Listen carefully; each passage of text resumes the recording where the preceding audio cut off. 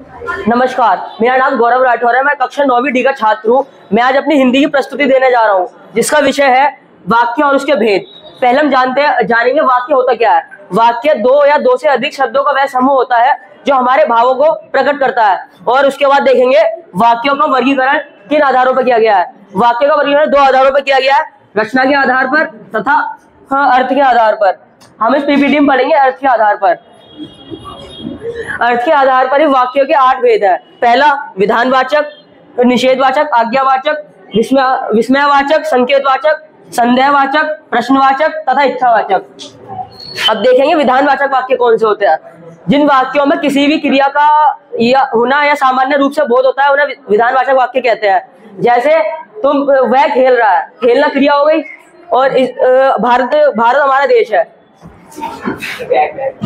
निषेधवाचक वाक्य किसे कहते हैं? जिन वाक्यों में ना, नहीं जैसे शब्दों का प्रयोग होता है उन वाक्यों को निषेधवाचक वाक्य कहते हैं। जैसे कि नहीं तुम आज खेलने नहीं जाओगे, इसमें नहीं आ गया तो ये निषेधवाचक वाक्य हो गया। आज्ञावाचक वाक्य है। जिन वाक्यों में आज्ञा, उपदेश, प्रार्थना आदि का बोध होता है उन्हें आज्ञावाचक वाक्य कहते हैं। जैसे जाओ अपने कक्षा अध्यापक को बुला के लाओ, जाओ तुम्हें पाठ पढ़ो, इनमें आज्ञा आ गई। विस्मयवाचक वाक्य क्या होते हैं? ऐसे शब्द जिनमें आश्चर्य हो, हर्ष, शोक, घृणा आदि भाव व्यक्त करने के लिए प्रयुक्त हो और उनमें विस्मयादि बोधक चिन्ह का यूज होता है। जैसे कि ये चिन्ह दिखा रखा है, विस्मयादि बोधक चिन्ह है। और जैसे ही इसमें शब्द आते हैं अरे, ओ, शाबाश, जैसे कि वाह तुमने बहुत अच्छा किया। संकेतवाचक वाक्य है।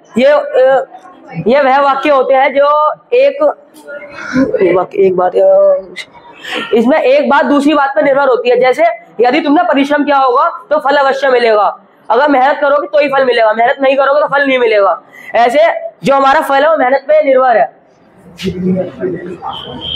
संदेहवाचक वाक्य कैसे कहते हैं? जिन वाक्यों में संदेह, शंका आदि का बोध हो उन्हें संदेहवाचक वाक्य कहते हैं। जैसे आज वर्षा हो सकती है, पूरा कंफर्म नहीं लेकिन इसमें संदेह दे रहे हैं कि वर्षा हो सकती है। प्रश्नवाचक वाक्य है। जिन वाक्यों में प्रश्न किया जाए उन्हें प्रश्नवाचक वाक्य कहते हैं और इन वाक्यों में प्रश्नवाचक चिन्ह का प्रयोग किया जाता है। जैसे कि क्या तुम खेलोगे, क्या तुम पढ़ोगे आदि।